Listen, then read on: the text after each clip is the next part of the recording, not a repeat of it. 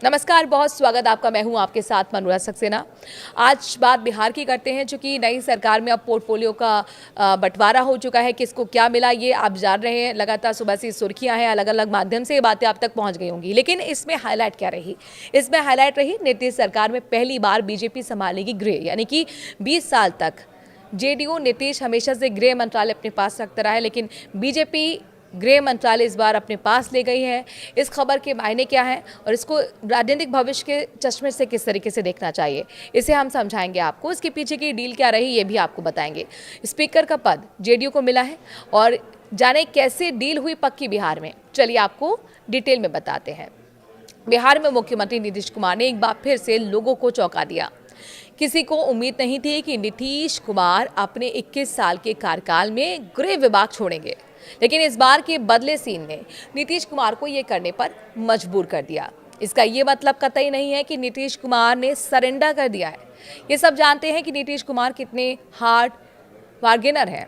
उन्होंने गृह विभाग बीजेपी को अगर दिया है तो कुछ खास वजह से ही। पहले ये जान लीजिए कि शपथ ग्रहण तक एनडीए में विभागों का बंटवारा नहीं हुआ था। शपथ ग्रहण इसलिए समय पर कराया गया कि विरोधी महागठबंधन ये ना कह सके कि एनडीए में सीट बंटवारे के बाद अब मंत्रालय को लेकर कलह है।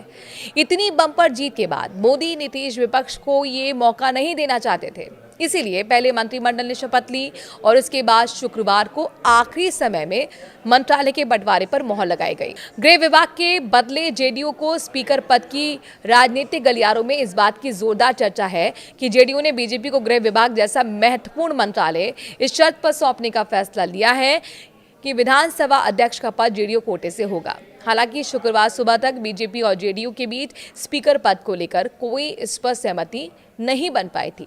हालांकि दोनों दलों के वरिष्ठ नेताओं ने गहन विचार विमर्श किया और सत्ता में संतुलन बनाए रखने के लिए ये महत्वपूर्ण समझौता किया गया।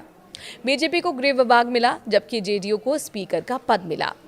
विलंब से बचने के लिए समझौता दोनों ही दलों के नेताओं को इस बात की चिंता थी कि विधानसभा चुनाव में मिले कमजोर बहुमत के मद्देनजर अगर विभागों के बंटवारे में किसी तरह का कोई विलंब होता है तो जनता के बीच सकारात्मक संदेश नहीं जाएगा।